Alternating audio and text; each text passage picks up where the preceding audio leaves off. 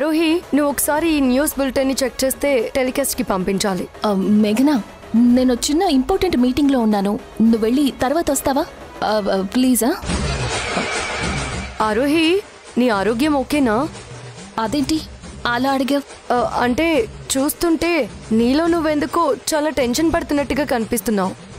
God, పసిగొట్టేసింది. ఒకవేళ sudden గా నీ ఆరోగ్యం ఏమైనా తేడా కొట్టేసిందేమోనని చిన్న కంగారు ఆరోహి. ఏం పర్లేదు కదా? నువ్వు ఓకే కదా? నేను బానే ఉన్నాను, నువ్వేం వర్రీ అవ్వకు. 10 minutes ప్లీజ్. మేఘనా, ఏంటి లత? నేను ఆరోహితో చాలా ఇంపార్టెంట్ మీటింగ్లో ఉన్నాను. నువ్వు కాస్త తోడుగా ఉంటావా ప్లీజ్? అబ్బా, అసలుకి ఈ మేఘనాకి నా మీద డౌట్ వచ్చేసినట్టుంది. ఇలాంటి పరిస్థితుల్లో నేను లతని భయపెట్టి ఛానల్ రాయించుకున్నానని నిజం తెలిస్తే నా బండారం, నా కుట్ర అన్నీ బయటపడిపోయే ప్రమాదం ఉంది. ఏం చేయాలి? అయ్యో, నువ్వు అంతలా అడగల లత. తప్పకుండా నీకు తోడుగా ఉంటాను. మీ మీటింగ్ కంటిన్యూ చేయండి. అది కాదు లత, అయినా మనం ఇంకా మాట్లాడుకోవడానికి ఏముంది? నీ వాటర్ షేర్స్ లో లాభాలు రాగానే నీకు ఇచ్చేస్తానని చెప్పాను కదా. ఇక బయలుదేరు. అలాగే ఇంకొక ముఖ్యమైన విషయం, నువ్వు ఇంకొకసారి నాకు కాల్ చేయకుండా, అపాయింట్మెంట్ తీసుకోకుండా ఇలా డైరెక్ట్గా ఆఫీస్కి రాకు, అర్థమైందో? అలా చేస్తే నువ్వు జైలుకు వెళ్తావా రోహి? ఏం మాట్లాడుతున్నావు మేఘనా? నేనెందుకు జైలుకెళ్తాను? ఎందుకంటే రూల్స్ ప్రకారం షేర్ హోల్డర్స్ కి ఎప్పుడైనా కంపెనీకి వచ్చే రైట్ ఉంది. ఆ హక్కుని డామినేట్ చేస్తూ ఆఫీస్కి రావడానికి వీల్లేదు. పర్మిషన్ తీసుకున్న తర్వాతే రావాలి అని చెప్పే రైట్ చైర్మన్ కి లేదు. అలా చెప్పడం చట్ట ప్రకారం బెదిరించడమే అవుతుంది. అది నేరం అవుతుంది కూడా. మన ఛానల్తో పాటు షేర్ హోల్డర్స్ ఉన్న ప్రతి కంపెనీకి ఈ రూల్ వర్తిస్తుందన్నమాట. అయ్యో, నేనేం బెదిరించడం లేదు మేఘనా. ఇలా సడన్ గా వచ్చినా టైం వేస్ట్ చెయ్యొద్దు అని చెప్తున్నాను. అలా చెప్పడం కూడా శాసించడమే అవుతుంది. నీకు ఇలాంటి లిమిటెడ్ కంపెనీ రూల్స్ గురించి పూర్తిగా తెలియదనుకుంటా. ఎక్కువ వాటా షేర్స్ ఉన్న వ్యక్తిని బెదిరించి వాళ్ళ షేర్స్ని బలవంతంగా రాయించుకున్నా, అలాగే పాత ఓనర్స్ని భయపెట్టి కంపెనీ తన పేరు మీద రాయించుకున్నా అది పాముని మెడకి చుట్టుకోవడమే. ఎందుకంటే అలా దెబ్బతిని కంపెనీలు పోగొట్టుకున్న వాళ్ళు ఆ క్షణం భయంతో సైలెంట్గా ఉండి ఆ తర్వాత కోర్టుకు వెళ్లే ప్రమాదం ఉంది.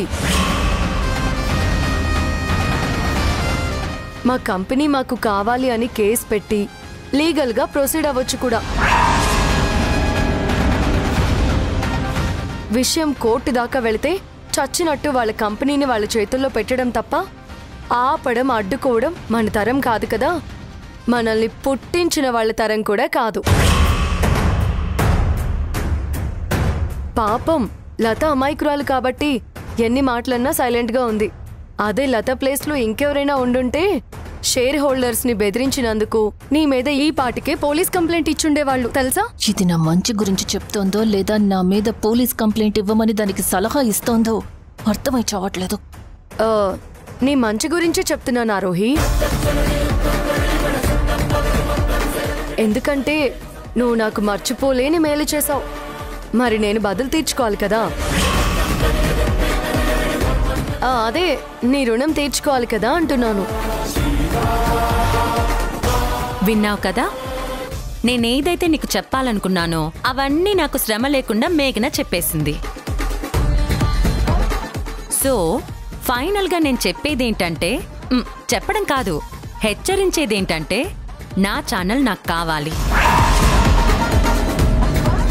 నీ అంతటా నువ్వు రాసిస్తే సరే సరే, లేదంటే కోర్టుకెళ్తా, నీ మీద లీగల్గా ప్రొసీడ్ అవుతా.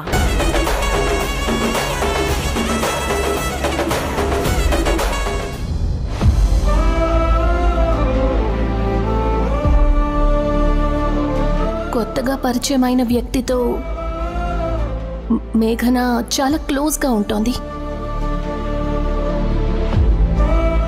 కేవలం నువ్వు మాత్రమే ప్రేమించావు, కానీ ఆ మేఘన నిన్ను ప్రేమించలేదు. మేఘన జీవితంలోకి ఎవరో కొత్త వ్యక్తి అడుగు పెట్టాడని ఆరోహి చెప్పిన మాటల్ని ఇప్పటికీ నమ్మలేకపోతున్నాను. కానీ ప్రేమించిన మనసు నమ్మి గాయపడ్డ గుండె కదా. అందుకే ఆ నమ్మక ద్రోహం తాలూకా భయంతో ఆలోచించకుండా అనుమానించకుండా ఉండలేకపోతున్నాను. అలాగే ఏది నిజమో ఏది అబద్ధమో తెలియక నాలో నేనే నరకం చూస్తున్నాను. ఈ నరకాన్ని భరించడం నా వల్ల కావట్లేదు. అందుకే మేఘన లైఫ్లో ఆ వ్యక్తి ఎవరో ఈరోజే తెలుసుకుంటాను.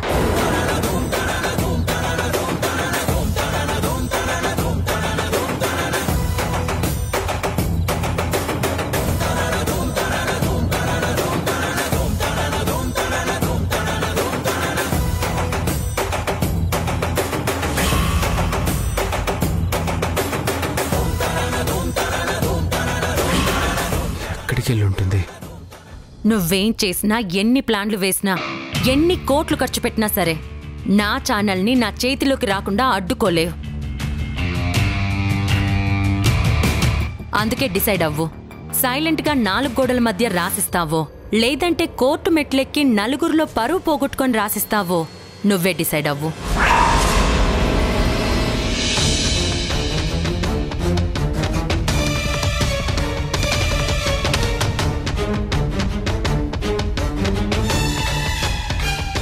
ఇక నీ పని అయిపోయినట్టే ఆరోహి. పాపం, ఇక నిన్ను ఆ దేవుడు కూడా కాపాడలేడు. ఏం మాట్లాడుతున్నావు నువ్వు? అవునా రోహి, నువ్వు పరువుకి మర్యాదకి పెట్టింది పేరు అని చెప్తుంటావు కదా. ఒకరి ఛానల్ని నువ్వు బలవంతంగా లాగేసుకున్నావని నిన్ను కోర్టుకి లాగితే నీ పరువు ఏమైపోతుంది చెప్పు? ఆ అవమానంతో నువ్వు తలెత్తుకొని నలుగురిలో తిరగగలవా? ఆరోహి, ఆ ఛానల్ని లత దగ్గర నుంచి ఎలా కొన్నావో ఏంటో ఇవేవి నేను అడగను, నాకు అవసరం కూడా లేదు. కానీ నువ్వు నా మంచి కోరుకునే శ్రేయోభిలాషవి కాబట్టి, నువ్వు నాకు చాలాసార్లు సాయం చేసిన మంచి మనసున్న దానివి కాబట్టి నువ్వు బాగుండాలి, సమస్యలో పడకుండా ఉండాలని ఒక మాట చెప్తున్నాను. ఏదైనా మతలబుంటే 4 గోడల మధ్య పరిష్కరించుకో. కోర్టు దాకా వెళ్ళి నలుగురిలో నవ్వులు పాలు కాకు. నువ్వు అవమానపడితే నా అంత బాధపడేవారు మరొకరు ఉండరు. ఆరోహి, ఈ న్యూస్ బులెటిన్ ని ఒకసారి చూసి ఏదో ఒకటి టెలికాస్ట్ చేయండి.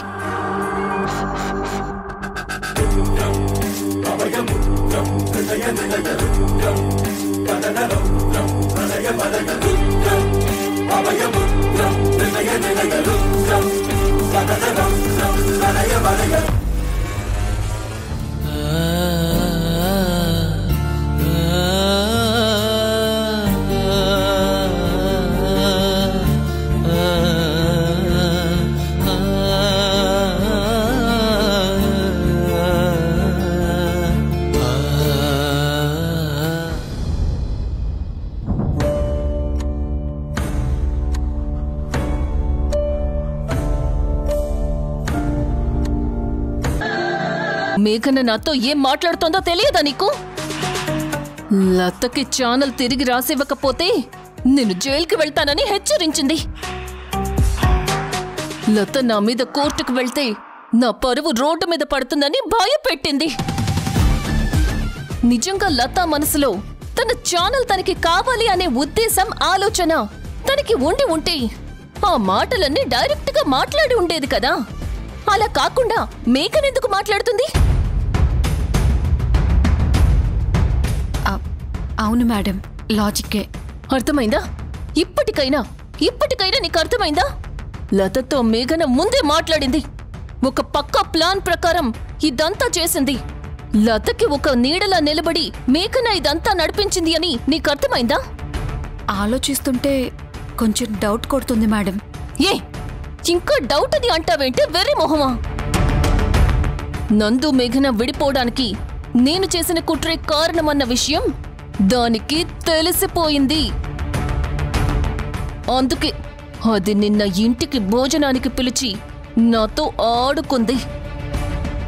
ఇప్పుడు లతని తీసుకొచ్చి వార్నింగ్ ఇప్పించింది.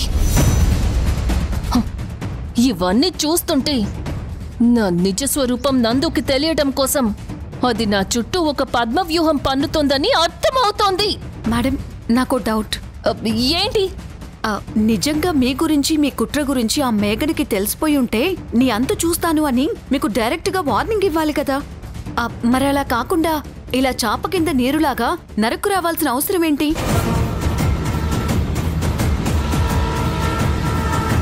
అదే నాకు అర్థం కావడం లేదే. ఇలా ఏమీ తెలియనట్టు నన్ను నమ్మిస్తూ నా ముందు నటించడం వెనుక తన ఉద్దేశమేంటో, తన ఆలోచనేంటో నాకు అర్థం కావడం లేదు. కానీ ఒక పక్కా ప్లాన్తో ఉందని మాత్రం అర్థమవుతోంది. ఆ మేఘన పతనాన్ని, దాని చావుని నేను చూడాలి అంటే దాని ప్లాన్ ఏంటో నేను తెలుసుకోవాలి. తెలుసుకుంటాను. దానికి, దాని ప్లాన్కి ఊపిరాడని షాక్ ఇస్తాను.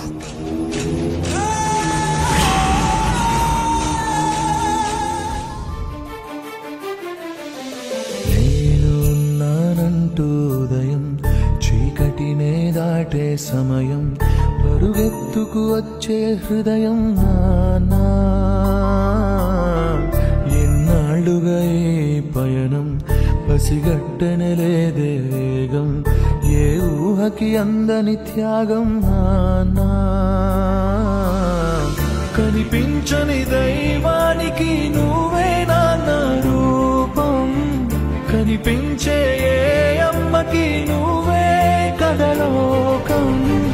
అనుబంధం అనే కోవెలలో నువ్వేగా తొలి దీపం. వినాయక, ఈ బుక్ ని స్పైడర్ మ్యాన్ నీ దగ్గర పెట్టాడు కదా. ఏమో, నాకు అలాగే అనిపిస్తుంది. కానీ ఎన్ని రోజులుగా నా కోసం రాని స్పైడర్ మ్యాన్ ఇప్పుడు ఎందుకు వస్తాడు? నా బుక్ నీ దగ్గర ఎందుకు పెడతాడు? ఎంతో మంది రోడ్డు మీద వెళ్తూ ఉంటారు. వాళ్ళలో ఎవరో ఒకరు తీసి ఉంటారా? తీసి నీ పాదాల దగ్గర పెట్టారా? ఏమో వినాయక, నీకే తెలియాలి. నాకైతే ఏం అర్థం కావడం లేదు. నా మనసు మాత్రం ఈ బుక్ ని స్పైడర్ మ్యాన్ నీ పాదాల దగ్గర పెట్టాడు అని చెప్తుంది. నేను ఈ మధ్య స్పైడర్ మ్యాన్ గురించి ఏమైనా ఓవర్గా థింక్ చేస్తున్నానా? నాకేమైనా స్పైడర్ మ్యాన్ పిచ్చి పట్టిందా? నాకేం అర్థం కావట్లేదు. సరే, నేను స్కూల్కి వెళ్తున్నాను.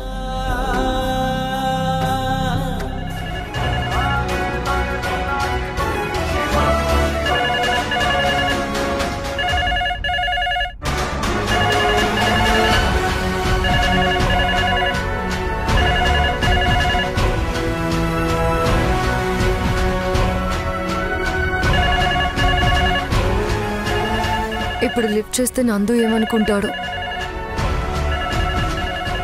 ఇది ఆఫీస్ నెంబరే కదా, పర్సనల్ నెంబర్ కాదు కదా. పర్వాలేదులే, ఎవరో అర్జెంటుగా మాట్లాడాలనుకుంటా.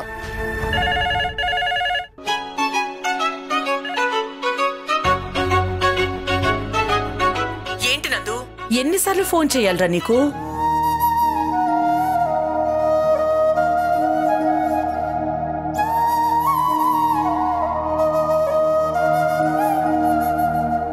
ఫోన్ నాట్ రీచబుల్ అని వస్తుందేంటి? ఈ ఫోన్కేమో ఎన్నిసార్లు చేసినా నువ్వు ఫోన్ లిఫ్ట్ చేయవు. ఇంకా దేని గురించైనా నువ్వు ఆలోచిస్తూ ఉండిపోయావా? ఎప్పుడు మనసులో బాధపడుతూ ఉండడం కాదురా, దానికి సొల్యూషన్ ఏంటో వెతుక్కో. లంచ్ టైం అయింది, అసలు నువ్వు ముందు లంచ్ చేసావా? చేసుండవు, నాకు తెలుసు. ఏ ఆలోచనలో పడో, వర్క్లో పడో మర్చిపోయి ఉంటావు. కొన్ని రోజులు పోతే నీకొక తల్లి ఉంది, ఇల్లుంది అని కూడా మర్చిపోతావు.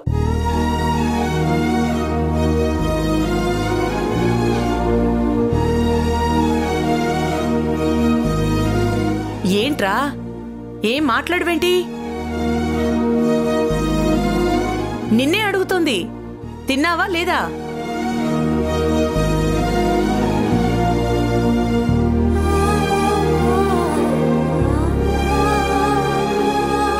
హలో నందు, నువ్వేనారా ఫోన్ లిఫ్ట్ చేసింది?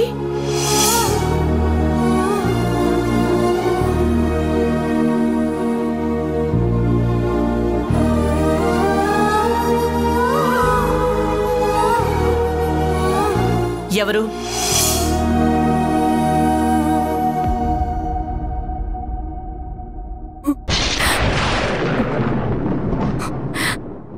అత్తయ్య,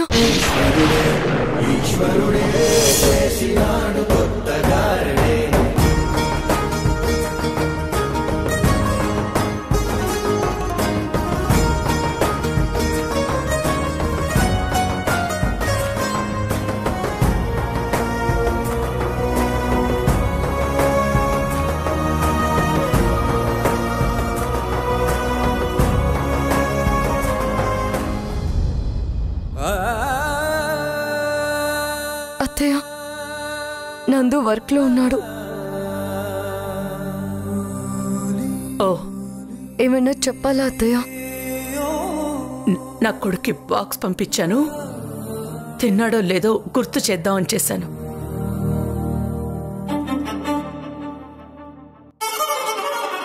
అసలే వాడికి ఈ మధ్య ఆలోచనలు ఎక్కువయ్యాయి.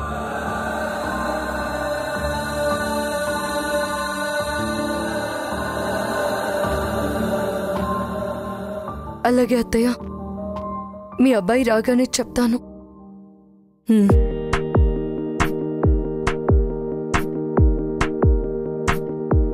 ఏ కథ ఎటు పరుగెడుతుందో, ఏ అడుగెటు తడబడుతుందో, ఏ మలుపెట్టుగా నడుతుందో తెలీదే.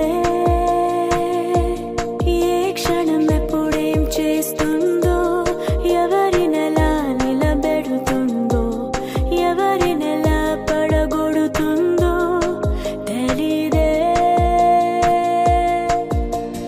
మెరిసే కలలు తడిసాయి ఎందుకు విరిసే లోపుగా.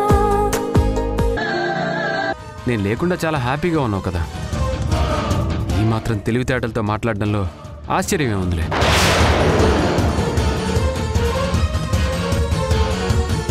నేను లేకుండా కూడా నువ్వు చాలా హ్యాపీగానే ఉన్నావుగా. నేను హ్యాపీగా ఉన్నానా? మామూలుగా కాదు, చాలా చాలా హ్యాపీగా. నన్ను ఇంట్లో నుంచి బయటికి గంటేసి నువ్వు కొత్తగా సరికొత్త ఫ్రెష్ లైఫ్ని స్టార్ట్ చేయాలని ఆరోహితో చర్చల మీద చర్చలు చేస్తున్నావుగా. ఫ్రెష్ లైఫ్ స్టార్ట్ చేయడం గురించి డిస్కస్ చేద్దాం పదనందు అంటూ ఇద్దరు తెగ ప్లాన్ల మీద ప్లాన్లు వేస్తున్నారు కదా. మరి నువ్వంత హ్యాపీగా ఉన్నప్పుడు నేను హ్యాపీగా ఉండడంలో తప్పేంటి? నీకోసం నేను రోజు ఏడుస్తూ కూర్చోవాలని నువ్వు ఎక్స్పెక్ట్ చేస్తున్నావా ఏంటి? నన్ను తర్వాత చూద్దాంలే కానీ ఫస్ట్ భోంచే. పాపం మీ అమ్మగారు, అదే మా అత్తగారు నువ్వు తిన్నావో లేదో అని కంగారు పడుతూ ఉండుంటారు.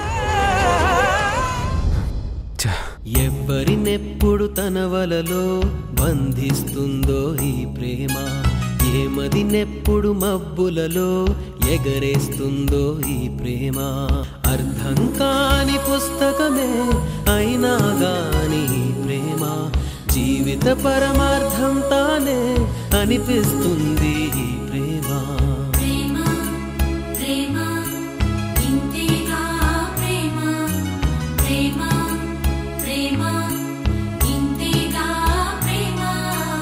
ఇంతకు ముందర ఎందరితో ఆటాడిందో ఈ ప్రేమ, ప్రతి ఇద్దరితో మీ గాథే మొదలంటుంది ఈ ప్రేమ.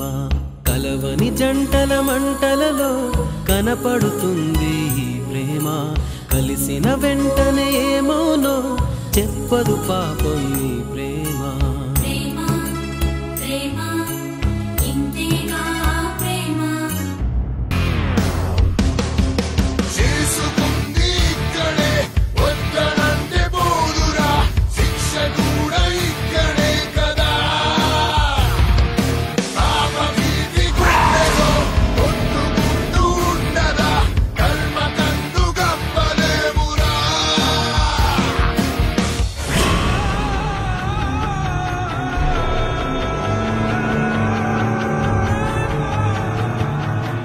కర్మణ్యేవాధికారస్తే మా పలేచు కదాచన అని నువ్వే కదా చెప్పింది. ఈ భూమి మీద జీవించే ప్రతి జీవి తన కర్మలు తను చేసుకుంటూ వెళ్ళిపోవాలి, ఫలితాలను ఆశించకుండా. ఫలితాలను నీకొదిలేసి. అంతేకాదు చెప్పావు నీ గీతలు. నేనేం చేశాను? అదే కదా చేశాను. నా తండ్రికి కూతురుగా నేను ఏం చెయ్యాలో అదే కదా చేశాను. నువ్వు చేసింది యుద్ధం, నిన్ను నమ్మిన వాళ్ళు చేసింది పోరాటం. నువ్వున్నావని నమ్మి నేను చేస్తే కుట్ర, అధర్మం, అన్యాయమా? ఏం దేవుడు అయ్యా నువ్వు?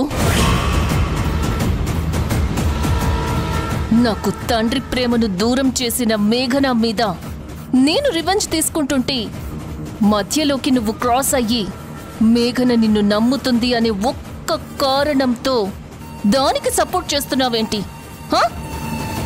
నీ అండ లేకపోతే మేఘన నా వరకు వచ్చేదా? కాలిపట్టీని గిఫ్ట్గా పంపించింది. నేను పట్టీని చూసి ఎలా రియాక్ట్ అవుతానోనని టెస్ట్ చేసింది. రెండో పట్టీ గురించి అడిగితే నేను బెదిరిపోతే నా టెన్షన్లో దానికి కావలసిన ఇన్ఫర్మేషన్ వెతుక్కోవాలని చూసింది. నిన్ను చూపించింది, ఇంటికి పిలిచింది, అవమానించింది, భయపెట్టింది, లతని తీసుకొచ్చింది. నాకు జలకుల మీద జలకులు ఇస్తూనే ఉంది. నా కాలిపట్టి నాకు గిఫ్ట్గా పంపడానికి ముందే అంతా తెలిసిపోయింది. నాలాంటి ఒక మనిషి గురించి నిజాలు తెలుసుకునే ముందు ఎవరైనా రెండు విధాలుగా రియాక్ట్ అవుతారు. ఒకటి, ఆవేశంగా నా మీదకి గొడవకు వచ్చి నన్ను నిలదీస్తారు. నిజానికి మేఘన అలా నన్ను నిలదీసి ఉంటే అక్కడికక్కడే దాన్ని నేను చంపేసేదాన్నేమో. నాకు కావాల్సింది నీ చావే అని చెప్పి మరీ చంపేసేదాన్ని. అందుకేనేమో అది తెలివిగా రెండో విధానాన్ని ఎంచుకుంది. నీ కారణం చేతనే కృష్ణ. ఆ మేఘనకి నువ్వు చేసిన నిస్సాయాలు ఎవరైనా చేస్తారా ఈ భూమి మీద? అశ్వత్థామ అతః కుంజరహ అని ధర్మరాజు చేత అబద్ధం కాని అబద్ధం ఆడించిన బ్రెయిన్ నీది. నీ భక్తురాలు కదా మేఘన. అదే స్ట్రాటజీ వాడింది. నా చేతే నిజం చెప్పించాలని ఒక నైస్ మైండ్ గేమ్ ఆడింది. నాతోనే గేమ్స్. Good attempt. బాగానే ట్రై చేసింది. కానీ ఇంకో ఆప్షన్ కూడా ఉంది. మేఘనకి అసలు నిజం తెలీదేమో. నేనేం చేశానని నా మీద డౌట్స్ ఉన్నాయేమో. ఆ డౌట్స్ ని క్లియర్ చేసుకోవడం కోసం నన్ను ఇలా ఎమోషనల్గా ట్రాప్ చేస్తూ మైండ్ గేమ్ ఆడుతోందేమో. చీకట్లో బాణం వేసి తనకంతా తెలిసిపోయిందని నేను భయపడిపోయి నా అంతట నేనే సరెండర్ అవ్వాలని ట్రై చేస్తుందేమో. గుమ్మడికాయ దొంగలంటే భుజాలు తడుముకున్నట్టు నేనే అనవసరంగా అంతా తెలిసిపోయిందని టెన్షన్ పడుతున్నానేమో. చూస్తా, ఆలోచిస్తా, స్కెచ్ వేస్తా. మేఘనకి అసలంతా తెలుసో లేదో కన్ఫర్మ్ చేసుకుంటా. కన్ఫర్మ్ చేసుకున్నాక నీతో నా కొత్త గేమ్ స్టార్ట్ చేస్తా. Excuse me Aarohi.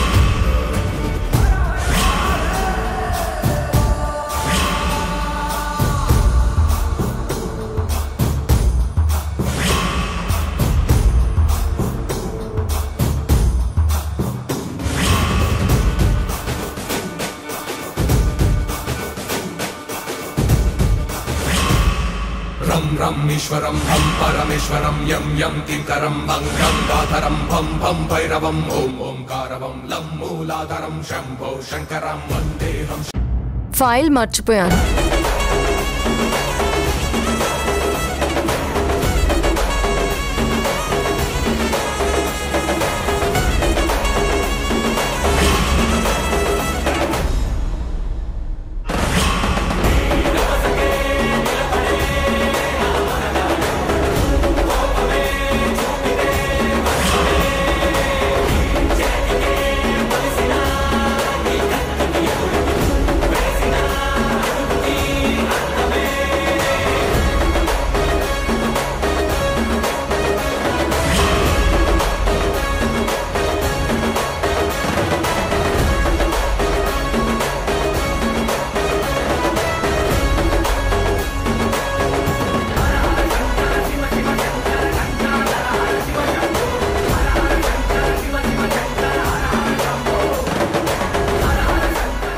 నేను నిజంగా వచ్చానా లేదా అన్న కన్ఫ్యూజన్లో పిచ్చెక్కిపోతుంది కదా.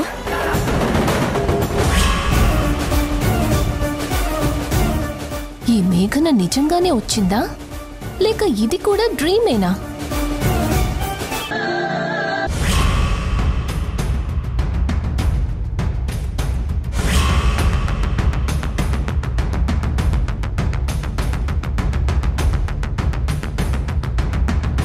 మేడం మేడం మా మేడం రాత్రి ఇంటికి రాలేదు.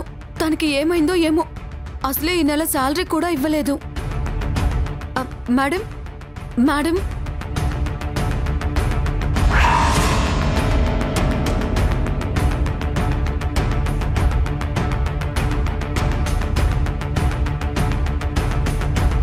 అరే ఈవిడేంటి మేఘన క్యాబిన్లో నిద్రపోతుంది? మేడం మేడం మేడం మేడం అమ్మో, పిలిచినా పలకట్లేదు. కొంపదీసేదైనా తేడా కొట్టేస్తుందా ఏంటి? మేడం మేడం అదేంటి మేడం అలా అరిచారు? దెబ్బకి గుండె అరంగుల కిందకు జారిపోయింది తెలుసా? ఏయ్, నిద్రపోతుంటే ఎందుకు డిస్టర్బ్ చేశావు? మేడం మీరు మెలకువలోకి వచ్చారు తప్ప ఇంకా స్పృహలోకి వచ్చినట్టుగా లేరు. ఏయ్, ఏంటి వాగుతున్నావు? మరి లేకపోతే ఏంటి మేడం? మీరేమైనా మీ బెడ్రూమ్లో నిద్రపోతున్నారా మీ నిద్ర డిస్టర్బ్ చేయడానికి? ఆఫీస్లోనూ అందులోనూ మేఘన క్యాబిన్లో నిద్రపోతున్నారు. వాట్?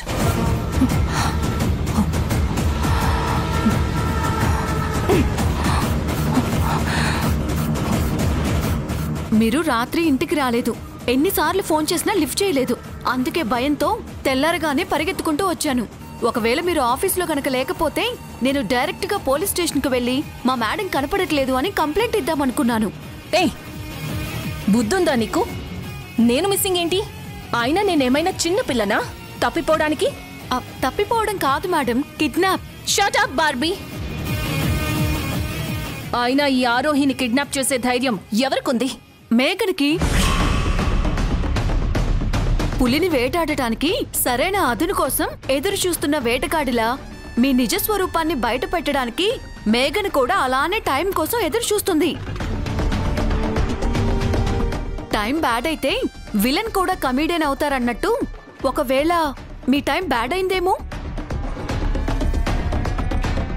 మేఘన చేతిలో దొరికిపోయారేమో అన్న టెన్షన్ మేడం. Shut up. నా నిజ స్వరూపాన్ని బయట పెట్టాలి అంటే ఆ మేఘన ఇంకో జన్మెత్తి రావాలి. అవును మేడం, మనలో మన మాట. మీరు రాత్రి ఇంటికి రాకుండా ఆఫీస్లోనే ఎందుకున్నారు? అందులోనూ మేఘన క్యాబిన్లో ఎందుకు పడుకున్నారు?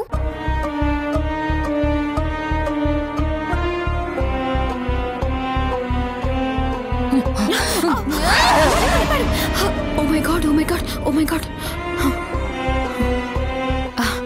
మేడం ఏం చేస్తున్నారు మీకు అర్థమవుతుందా? శివుడి చేతిలో త్రిశూలం, విష్ణుమూర్తి చేతిలో సుదర్శన చక్రం ఎలాగో మేఘనకి ఈ విగ్రహం అలాగా. మీరు ఈ విగ్రహాన్ని పగలగొడితే ఇంకేమైనా ఉందా? మేఘన మీ తలకాయ పగలగొట్టడం పక్కా. మేడం, నిప్పని తెలిసాక పట్టుకోకూడదు, రిస్క్ అని తెలిసిన తర్వాత పెట్టుకోకూడదు. అయినా ఈ విగ్రహం మీద మీకెందుకండి అంత కోపం? ఈ విగ్రహం నన్ను రాత్రంతా నిద్రపోనివ్వలేదు. మేఘన వచ్చినట్టు, నందు వచ్చినట్టు ఒకటే భ్రమ, ఒకటే భయం. ఈ విగ్రహాన్ని ముట్టుకున్న ప్రతిసారి నాకు మేఘననే కనిపించింది. ఇటు ఈ విగ్రహం, అటు మేఘన కలిసి నన్ను ఫుట్బాల్ ఆడుకున్నట్టు ఆడుకున్నారు. నేను భయంతో వణికిపోయేలా చేశారు. కళ్ళు మూస్తే చాలు ఉలికి పడేలా చేశారు. అందుకే ఇది నా కళ్ళ ముందు ఉండడానికి వీల్లేదు. అయిపోయింది మేడం, మీ పని అయిపోయింది. పడినట్టే, మీకు టైం దగ్గర పడినట్టే. ఏంటి వాగుతున్నావు? అయ్యో, వాగటం కాదు మేడం, నిజం చెప్తున్నాను. ఆ బొమ్మను చూసే మీరింత నిద్రపోకుండా భయపడిపోతున్నారు అంటే మేఘన గురించి మీరు ఎంతలా భయపడుతున్నారో ఒకసారి ఆలోచించండి, అర్థం చేసుకోండి. మీరు ఏదో ఒకటి చేసి మేఘన ప్రాబ్లంని సాల్వ్ చేసుకోలేదనుకోండి, మీకు ప్రతిరోజు ఇలా కాలరాత్రే. మేడం, ఏం చేయాలి ఏంటి అనేది ఇంటికెళ్ళాక ఆలోచించుకోవచ్చు. స్టాఫ్ అంతా వచ్చే టైం అయింది. కళ్ళు వాలిపోయి పిచ్చిదానిలో ఉన్న మిమ్మల్ని ఇలా చూస్తే పిచ్చి పిచ్చిగా నవ్వుకుంటారు. అనవసరంగా ఇమేజ్ డ్యామేజ్ అయిపోతుంది. ఇంటికెళ్దాం పదండి.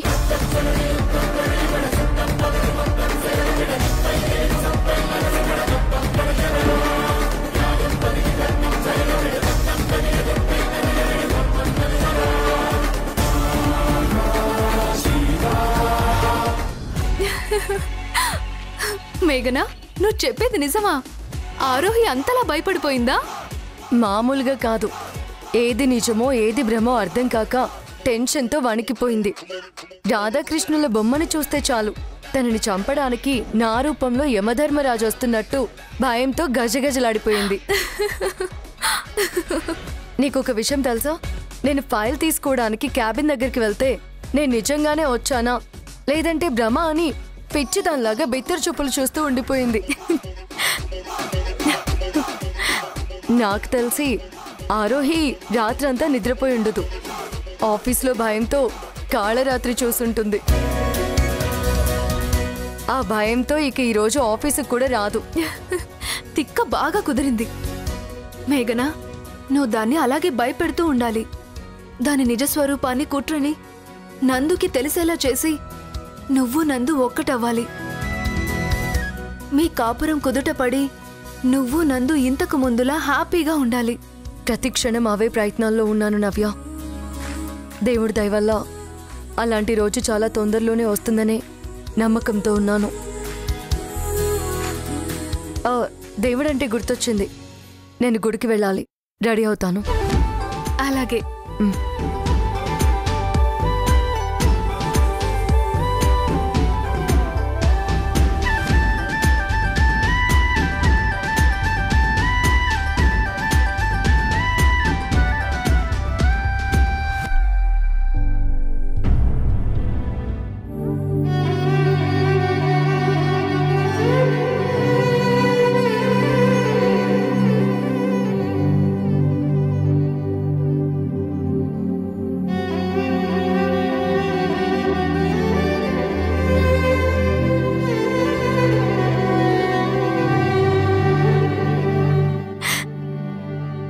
మీరు నాకు ఈ చీర పెట్టిన రోజు సాక్షాత్తు అమ్మవారు నాకు 100 ఏళ్ల సౌభాగ్యాన్ని ఆశీస్సులాగా ఇచ్చినట్టు అనిపించింది.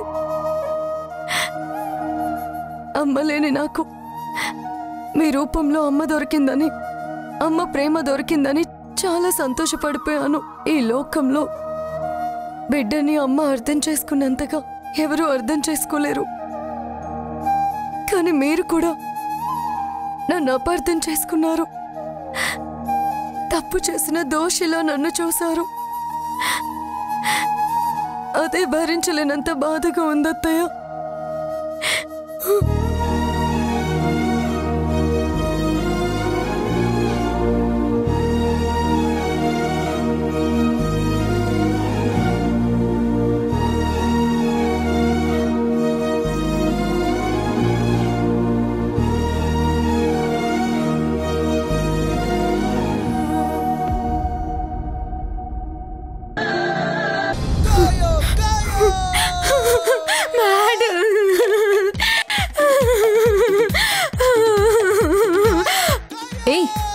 ఎందుకు ఏడుస్తున్నావు?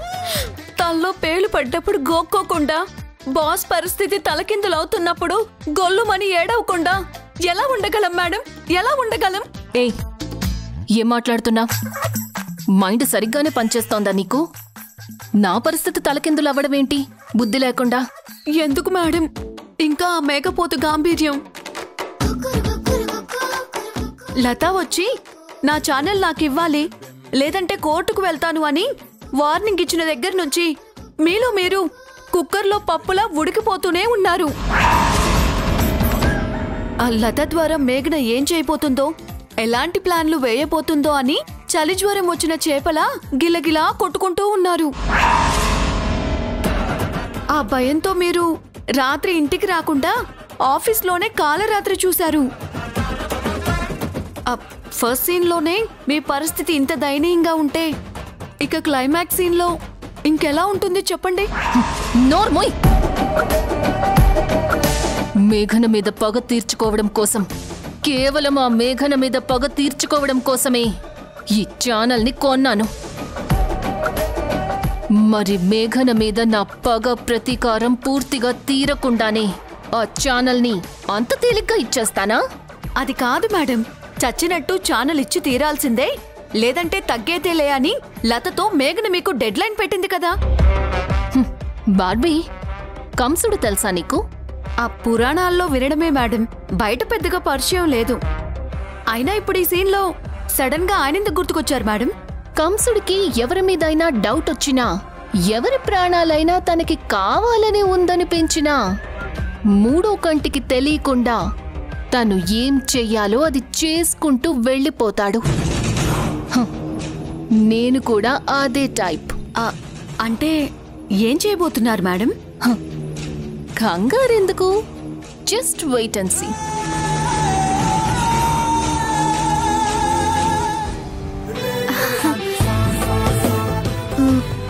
మావయ్య, స్పైడర్ మ్యాన్ నాతో తప్పకుండా మాట్లాడతాడు కదా? అమ్మే, మాట్లాడతాడా లేదా అని డౌట్ అక్కర్లేదు, ఖచ్చితంగా మాట్లాడి తీరుతాడు. నేను చెప్తున్నా కదా, నువ్వు ఫిక్స్ అయిపో.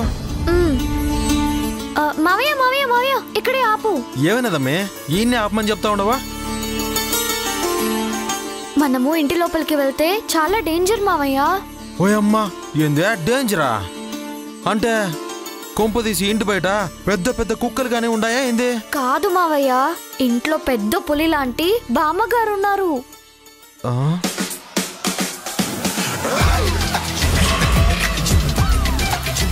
సులోచన, సులోచన. మరేమో బామ్మగారికి మామూలుగానే ముక్కు మీద బోలెడంత కోపం కదా. ఇంకా నేనన్నా, అమ్మ అన్నా, తమ్ముడు అన్నా ఆవిడకి ఇంకా ఇంకా కోపం. ఆవిడ గాని నన్ను చూసారనుకో. అమ్మే, నాకు సీన్ క్లియర్ గా అర్థమైనదే. నువ్వేం డీటెయిల్ గా చెప్పబల్లా? ఎందుకు వచ్చుండవా? ఏం పని మీద వచ్చుండవా? నా ఇంటికి వచ్చేదానికే నీకెంత ధైర్యమనే? ఇంకో తూరిటి వచ్చినావంటే ఊరుకునేదే లేదోనే. నిప్పులు దొక్కిన కోతి మాదిరిగా నీ మీద సిందులు దొక్కుతుంది, అంతే కదా? అవును మావయ్య. చూడమే, ఒకవేళ ఆ గయ్యాలి సూర్యకాంతం గనక బయటికి వచ్చినదనుకో, ఆవిడ్ని ఎట్ట ఏ మాదిరిగా మాయ చేయాలనో నాకు బాగా తెలుసు. అందుకనే నువ్వు ఆవిడ గురించి అస్సలు గుబులు పడకుండా మీ నాయనతో మాట్లాడేదాని గురించి ఆలోచించు, సరేనా? అలాగే మావయ్య. సులోచన, వస్తున్నానత్తయ్య. గుడికి వెళ్దామని చెప్పాను కదా, బయలుదేరదామా? పదండి.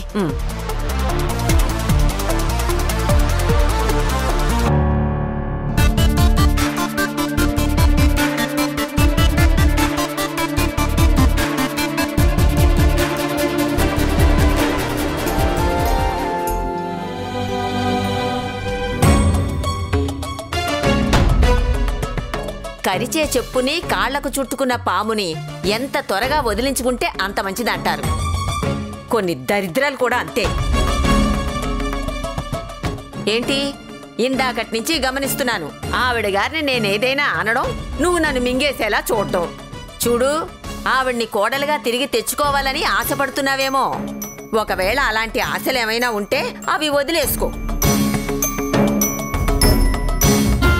వదిలితే ప్రాణమే వదిలేస్తాను తప్ప, ఈ గొంతులో ప్రాణం ఉన్నంత వరకు, ఈ గుండె కొట్టుకుంటున్నంత వరకు ఆయన చేతిని మాత్రం వదిలిపెట్టను. అమ్మా, నేనే తప్పు చేయలేదని నీకు తెలుసు. అందుకే నేను నిర్దోషినని నిరూపించుకోవడానికి ఇప్పుడు నేను చేస్తున్న యుద్ధంలో నాకు అండగా నిలబడు. పోరాడే శక్తిని, ధైర్యాన్ని ఇవ్వు. గెలిచేలా దీవించు.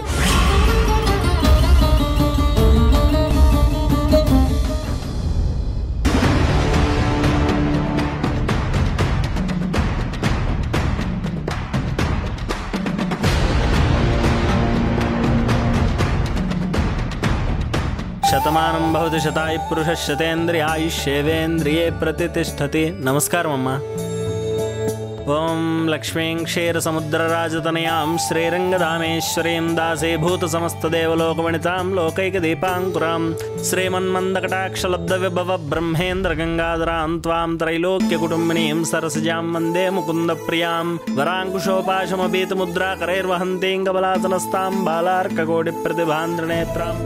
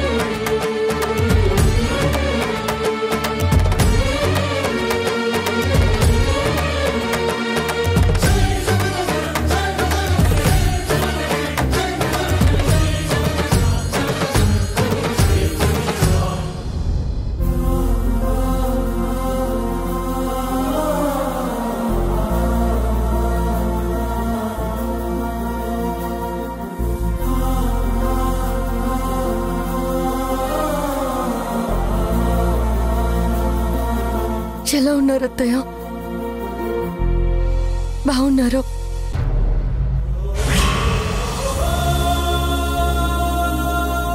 మిమ్మల్ని చూడగానే చాలా సంతోషం వేసింది అత్తయ్య. మిమ్మల్ని పట్టుకొని నా మనసులోని బాధ అంతా మీకు చెప్పుకోవాలనిపించింది. కానీ నేను పలకరించినా మీరు మౌనంగా ఉన్నారంటే నా మీద మీకు కోపం ఇంకా అలాగే ఉందని నాకు అర్థమవుతుంది.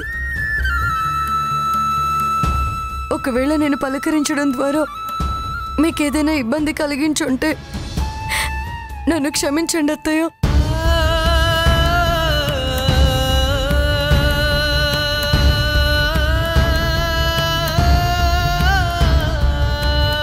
మేఘన తప్పు చేసిందంటే, నా కొడుకుని మోసం చేసిందంటే, మా కుటుంబానికి నమ్మక ద్రోహం చేసిందంటే నేను అస్సలు నమ్మలేకపోతున్నాను.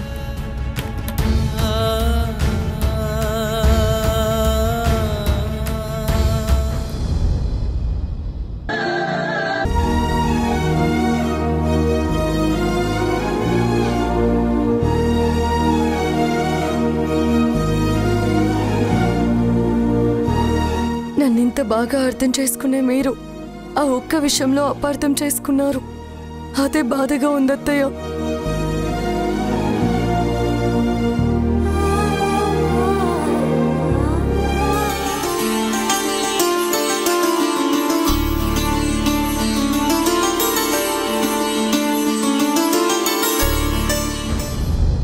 ఆ అమ్మవారి దయ వల్ల నా మనవడికి ఆ మహాతల్లి దరిద్రం వదిలిపోవాలి, మంచి అమ్మాయి వాడి జీవితంలోకి రావాలి. అయ్యో దేవుడా, ఏమైంది?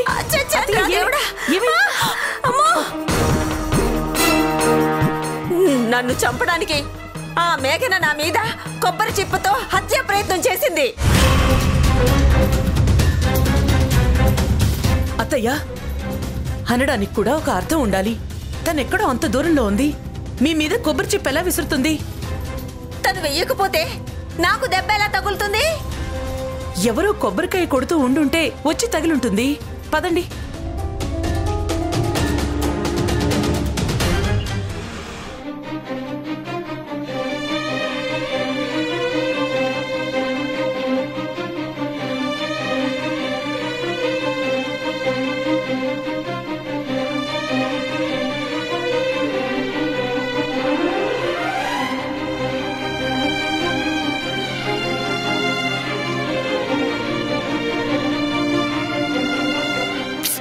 నాన్న ఆఫీస్ నుంచి ఇంకా రావట్లేదేంటి?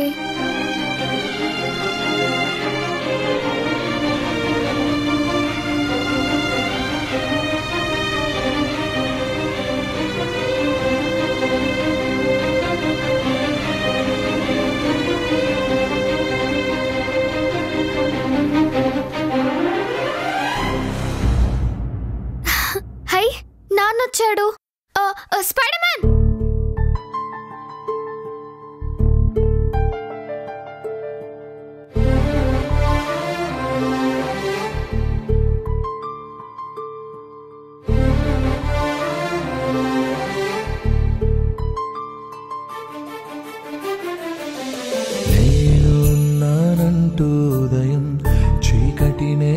దాటే సమయం పరుగెత్తుకు వచ్చే హృదయం నానా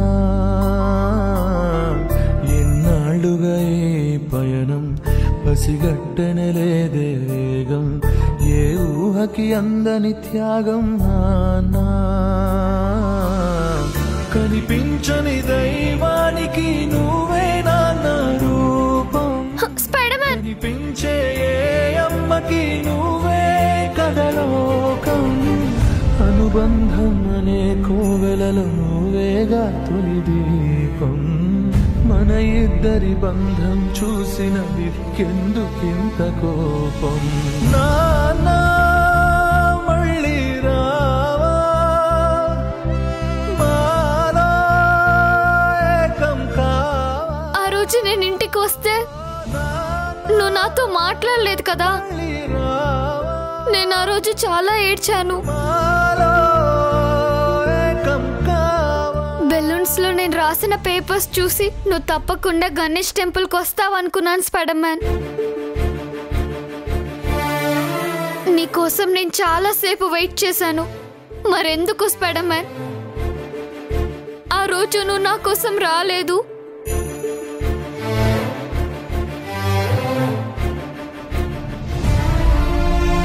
నువ్వు నాతో మాట్లాడకపోతే నేను ఏడుస్తానని బాధపడతానని నీకు తెలుసు కదా.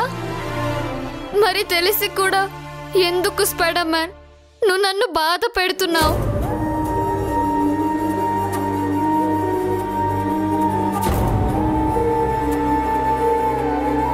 ప్లీజ్ స్పైడర్ మ్యాన్ నాతో మాట్లాడు spider man. Please spider man please.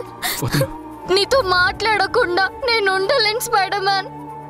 నువ్వు నాతో మాట్లాడకపోతే నేను సరిగ్గా స్కూల్కి వెళ్ళలేకపోతున్నాను స్పైడర్ మ్యాన్. సరిగ్గా చదువుకోలేకపోతున్నాను. బాగా చదువుకోవాలని నువ్వే చెప్పావు కదా. మరి నువ్వు ఇలా చేయొచ్చా చెప్పు? ప్లీజ్ స్పైడర్ మ్యాన్ వెళ్ళకు, నాతో మాట్లాడు. వెళ్ళకు స్పైడర్ మ్యాన్, నాతో మాట్లాడు spider man. Please spider man. Spider man spider man ఆగు స్పైడర్ మ్యాన్. వెళ్ళకు, నాతో మాట్లాడు స్పైడర్ మ్యాన్. స్పైడర్ మ్యాన్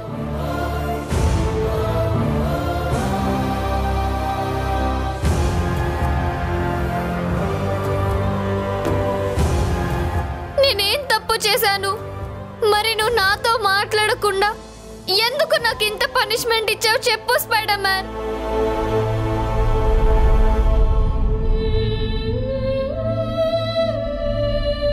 అమ్మ మీద కోపాన్ని నువ్వు నా మీద చూపించడం కరెక్టా?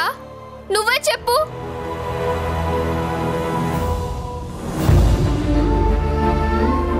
మనమిద్దరం ఫ్రెండ్స్ అని నువ్వే చెప్పావు. అప్పుడు డల్ గా ఉన్న నన్ను నువ్వే నవ్వించావు, నువ్వే హ్యాపీగా చేసావు. కానీ ఇప్పుడు నువ్వే నన్ను ఏడిపిస్తున్నావు స్పైడర్ మ్యాన్.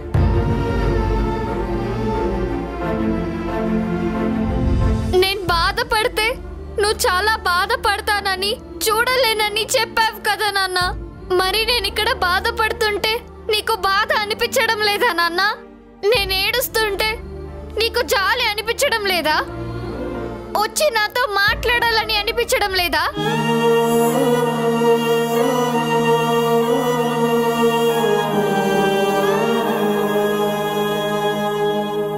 ఏడవకమ్మా నేనున్నాను కదా అని చెప్పాలనిపించడం లేదా నీకు?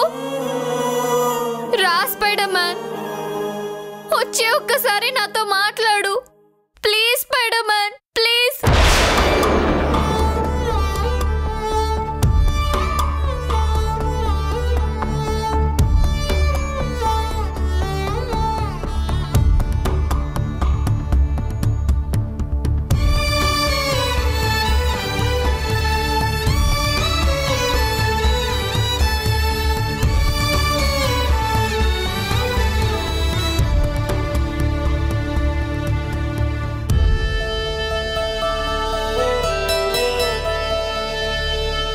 నువ్వు వచ్చి నాతో మాట్లాడేంత వరకు నేను ఇక్కడే ఉంటాను, ఇక్కడి నుంచి వెళ్ళను.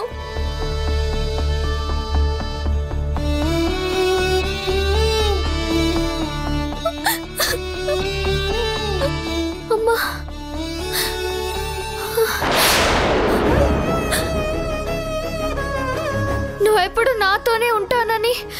నాకు తోడుగా ఉంటానని ప్రామిస్ చేసావు కదా, మరి నాతో మాట్లాడకుండా నన్ను ఇలా వదిలేయడం కరెక్టా? నువ్వే చెప్పు ప్లీజ్ స్పైడర్మ్యాన్, ప్లీజ్ నాతో మాట్లాడు. హమే హమే హమే స్పైడర్మ్యాన్, స్పైడర్మ్యాన్, హమే హమే హమే ఏమన్నదమ్మే? హమే పోదాం పదమ్మే.